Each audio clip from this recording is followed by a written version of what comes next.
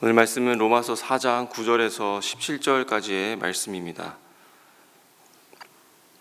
로마서 4장 9절에서 17절까지의 말씀을 교독하시고 우리 마지막 절은 함께 읽도록 하겠습니다.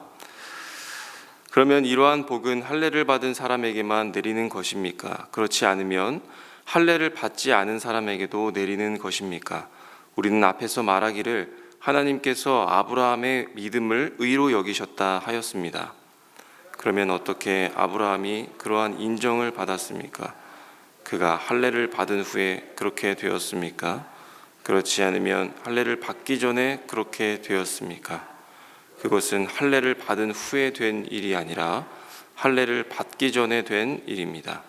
아브라함이 할례라는 표를 받았는데 그것은 그가 할례를 받지 않은 상태에서 이미 얻은 믿음의 의를 확증하는 것이었습니다. 그래서 그는 할례를 받지 않고도 믿는 모든 사람의 조상이 되었으니 이것은 할례를 받지 않은 사람들도 의롭다는 인정을 받게 하려는 것이었습니다. 또 그는 할례를 받은 사람의 조상이 되기도 하였습니다. 다시 말하면 할례만을 받은 것이 아니라 또한 우리 조상 아브라함이 할례를 받지 않은 상태에서 걸어간 믿음의 발자취를 따라가는 사람들의 조상이 되었습니다. 아브라함이나 그 자손에게 주신 하나님의 약속, 곧 그들이 세상을 물려받을 상속자가 되리라는 것은 율법으로 말미암은 것이 아니라 믿음의 의로 말미암은 것입니다. 율법을 의지하는 사람들이 상속자가 된다면 믿음은 무의미한 것이 되고 약속은 헛된 것이 됩니다. 율법은 진노를 불러옵니다. 율법이 없는 곳에는 범법도 없습니다. 이런 까닭에 이 약속은 믿음에 근거하십니다. 그것은 하나님께서 아브라함에게 이 약속을 은혜로 주셔서 이것을 그의 모든 후손에게도 곧 율법으로 사는 사람들에게만이 아니라 아브라함이 지닌 믿음으로 사는 사람들에게도 보장하시려는 것입니다. 아브라함은 우리 모두의 조상입니다. 함께 읽겠습니다. 이것은 성경에 기록된 대로 내가 너를 많은 민족의 조상으로 세웠다 함과 같습니다. 아멘. 유대인들은 아브라함을 자신들의 조상이다라고 그렇게 여겨왔습니다. 실제로 그렇죠. 혈통으로든 그리고 역사적으로든 이 아브라함의 후손인 것이 너무나도 확실하기 때문에 의심의 여지가 없습니다.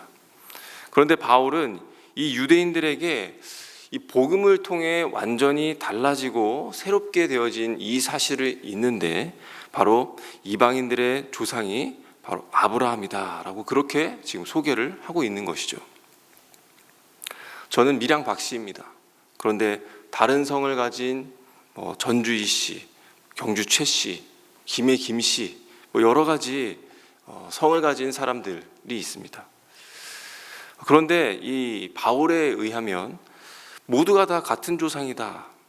같은 시조를 우리가 가지고 있고 모두가 한 혈통 안에서 한 조상인 아브라함이 우리의 모든 시초가 되는 조상이다라고 그렇게 이야기하고 있는 것입니다.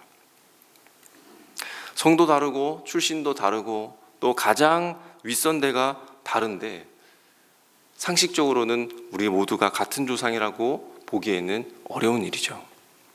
그런데 바울은 아브라함과 이방인의 공통점을 가지고 있기 때문에 우리가 그를 우리의 모두의 조상이다라고 그렇게 이야기하고 있는 것입니다. 어떤 공통점을 가지고 이 바울은 그렇게 이야기하고 있는 것일까요? 바로 믿음으로 의롭게 되었다라고 하는 이 공통점입니다. 그것도 무할례, 그러니까 할례를 받기 전에 아브라함도 이방인들도 믿음으로 의롭게 되었다라고 하는 이 점을 가지고 오늘 본문을 가지고 이야기하고 있는 것입니다. 오늘날 하나님을 믿는 우리도 아브라함을 뭐라고 이야기합니까? 믿음의 조상 아브라함이다라고 그렇게 이야기합니다. 이 말은 우리가 이제 이 복음을 통해서 믿게 되었는데 하나님을 알게 되었는데 예수 그리스도를 믿게 되었는데 이 믿음 안에서 더 이상 혈통이 중요하지 않게 되었다라고 하는 겁니다. 그래서 바울은 아브라함이 할례자의 조상이 되며 그리고 무할례자의 조상이 된다라고 그렇게 오늘 11절, 12절, 16절에서 밝히고 있는 것입니다. 사실 이 초대 교회에서는 할례라고 하는 것이 굉장히 중요한 문제였습니다. 특히 유대인들에게 있어서는 생명과도 같은 일이었죠. 왜냐하면 할례는 하나님의 백성으로 낙점 또는 인침, 확정받았다라고 하는 증거였기 때문입니다. 내지는 자신들의 이 표징을 따라서 우월함을 가질 수 있었던, 우수성을 증명할 수 있었던 징표였기 때문에 그들에게 있어서는 매우 중요한 일이었죠. 그런데 바울은 이제 이 사실을 뒤집는 논리를 세 가지를 통해서 전하고 있습니다. 첫 번째는 아브라함이 의롭게 된 것은 율법 때문이 아니라, 율법을 잘 지켜서 그렇게 된 것이 아니라 믿음 때문에 의롭다 칭함을 받은 것이다 라고 하는 논리로 이야기하고 있는 것이죠. 실제로도 그렇습니다. 아브라함이 의롭다함을 받고 난 뒤에, 훨씬 뒤에 율법이 주어졌습니다. 하나님은 창세기 15장 6절에서 아브라함에게 내가 너를 의롭다 한다 라고 그렇게 말씀하셨습니다. 그리고 그 일 이후에 율법은 무려 600년 후에 이 율법을 받게 되는 것이죠. 그래서 이 과정을 생각해 보면 아브라함이 이삭을 낳고 180년을 살았고, 이삭이 야곱을 낳고, 야곱이 요셉을 낳고, 또 애굽에서 종살이를 하고 후에 430년에 출애굽합니다. 그리고 이제 가나안 땅으로 들어가서 그 시내산에서 율법을 받게 되는 것이죠. 그래서 계산해 보면 적어도 이 600년 이상의 세월이 흘러 이 율법을 받게 되었다라고 우리가 알 수 있습니다. 그래서 바울이 주장하는 것이 무엇입니까? 그러므로 아브라함이 의롭게 된 것은 율법과 무관하다. 하나님과 이 하나님의 약속을 이 아브라함이 믿었기 때문에 그 언약을 믿음으로써 의롭다함을 받았다라고 그렇게 지금 바울이 표현해 내고 있는 것이죠. 그리고 두 번째 논리는 무엇입니까? 16절의 앞쪽에 이렇게 되어 있습니다. 이런 까닭에 이 약속은 믿음에 근거한 것입니다 라고 되어 있습니다. 우리가 아브라함의 후손이 되는 것은 혈통이 아닌 믿음으로 말미암았다라고 하는 것인데, 그 이유가 무엇입니까?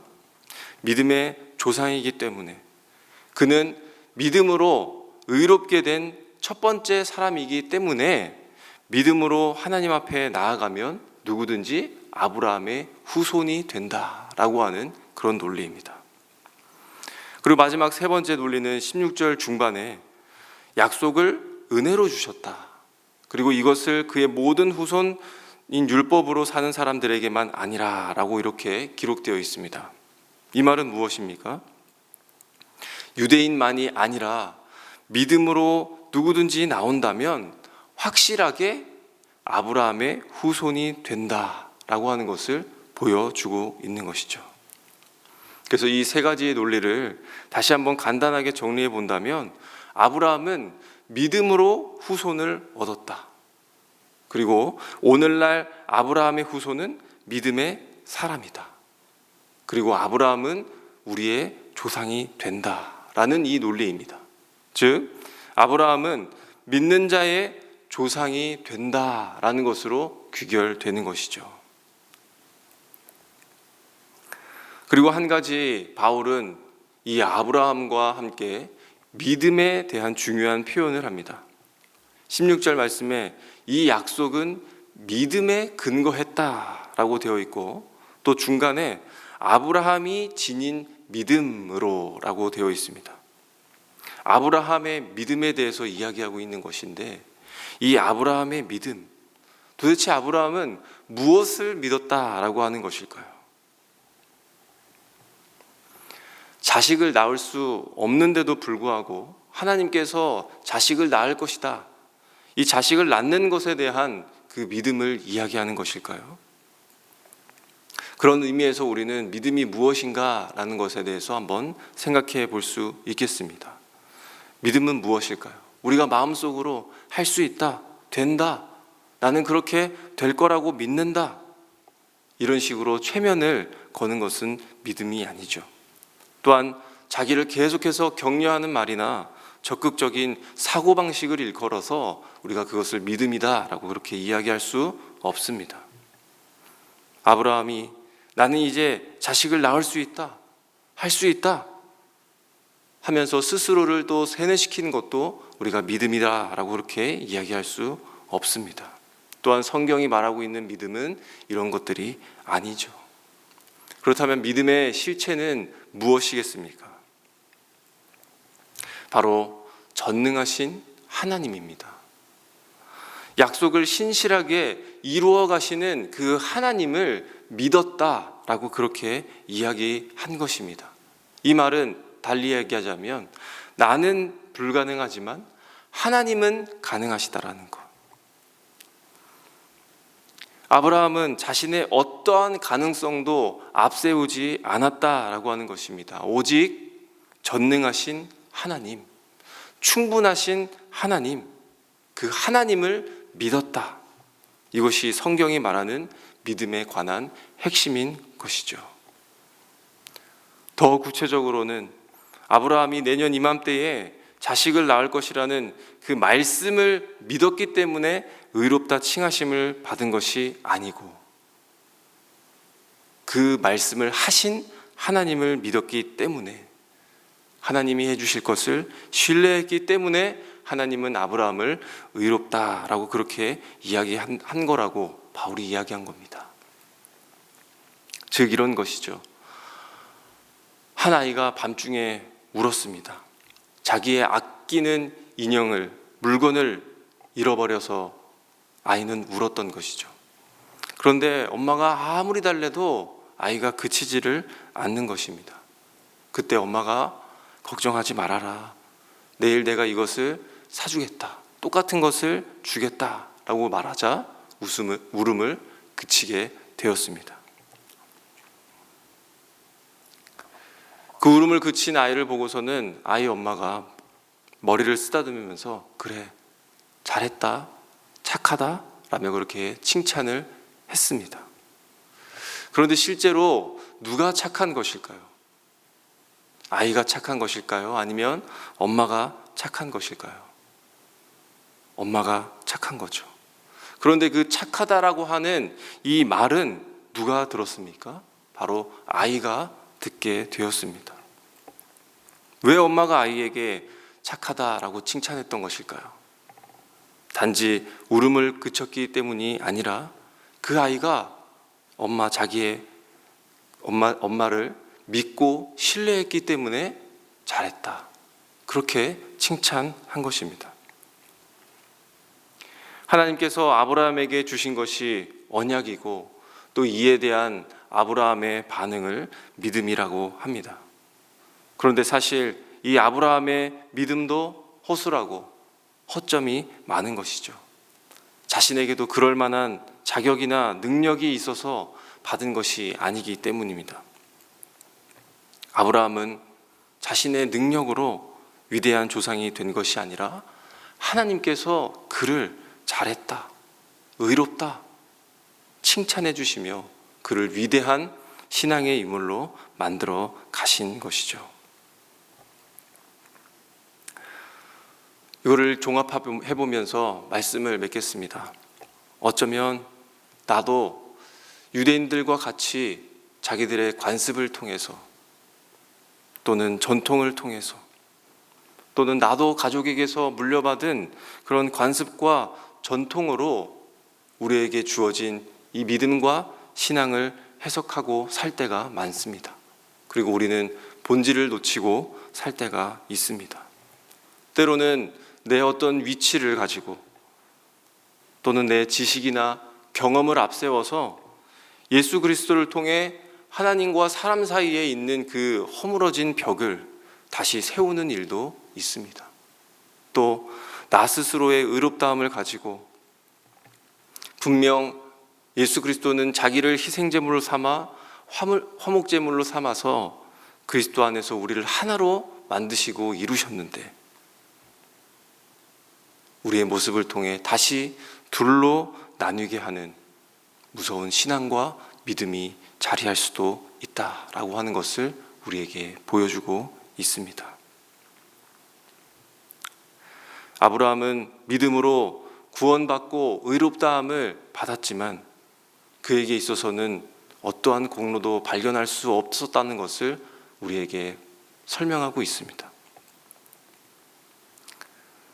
그리고 그가 구원받고 그가 의롭다함을 칭함받았다 하는 그 이유는 오직 하나님의 긍휼하심 그리고 오직 하나님의 은혜밖에 없었다라고 하는 것을 바울이 설명하고자 함입니다. 마찬가지로 우리 중에도 어떤 것도 하나 선한 것이 없습니다. 다만 오늘 이 하루가 하나님께서 우리에게 주신 하루이며 또 우리를 믿음의 후손으로 의롭다 칭함받는 세대로 또 위대한 신앙의 인물로 만들어 가시기 위한 하나님의 은혜가 가득한 그 하루라는 것뿐입니다. 우리가 이 사실을 기억하면서 또 은혜의 발판 위에서 믿음의 발걸음으로 한 걸음 한 걸음 우리에게 있는 모든 것들을 하나님에게 신뢰하며 믿음으로 걸어가시는 우리 성도님들이 되시기를 간절히 소망합니다. 오늘 우리 함께 말씀을 가지고 기도하길 원합니다. 우리 교회를 먼저 위해서 기도하실 때에 하나님, 이 교회가 구원의 방주가 되는 또 하나님의 은혜의 방편이 되는 그런 교회가 되길 소망합니다. 이곳에 흘러 들어오는 자들마다 하나님 나라를 꿈꾸게 하시고 하나님 한 분을 신뢰하며 믿고 사랑하며 살아가는 자들이 늘어가게 하여 주시옵소서. 혹 우리 교회가 갖는 어떤 유대인들의 관습처럼 깨뜨려야 할 것들이 있다면 또한 그것이 예수를 믿는 데에 방해가 되는 일들이 있다면 깨우쳐 알게 하여 주시고 본질을 놓치지 않는 그런 교회가 될 수 있도록 하나님 함께하여 주시옵소서라고 기도하겠습니다. 또한 교회 일정을 위해서 기도하시겠습니다. 지금은 튀르키예 단기봉사팀이 또 일정 중에 있습니다. 또 현지 가정 방문과 또 아프간 사람들과 계속해서 교류하고 있다는 소식을 들었습니다. 만나게 되는 그 영혼들과 또 마음에 주의 발자국이 남는 그 시간이 되게 하여 주시옵소서. 사람의 힘으로서는 미처 닿지 못했던 그들의 깊은 곳까지 하나님 만져주시고 다루어 주셔서 하나님을 믿는 믿음이 생기고 또 자라가며 신뢰하며 살아가는 은혜가 그들에게 있도록 주님 도와주시옵소서라고 그렇게 기도하시겠습니다. 또 마지막으로 우리 또 여름 성경학교와 수련의 일정들이 있습니다. 그 가운데에 복음이 선포되게 하여 주시고 또 듣는 귀와 듣는 마음속에 예수님을 마주하는 놀라운 일들이 있게 하시며 그 일들로 말미암아 믿음으로 의롭다 칭함을 받는 이 놀라운 섭리를 깨닫게 하시고 그 믿음의 행보가 계속해서 이어져가는 역사가 일어날 수 있도록 우리 함께 합심하여 기도하신 후에 우리 각자 기도 제목으로 기도하시고 돌아가겠습니다.